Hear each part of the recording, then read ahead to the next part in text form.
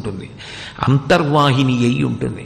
అటువంటి అంతర్వాహిని అయినటువంటి సరస్వతీదేవి యొక్క అనుగ్రహము యశస్సుకి కారణం కావాలి. యశస్సు అంటే కీర్తి.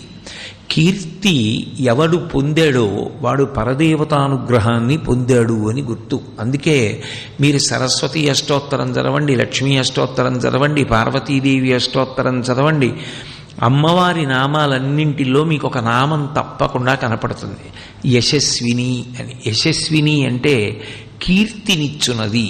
కీర్తి ఒక రాత్రికి రాత్రి వచ్చేది కాదు.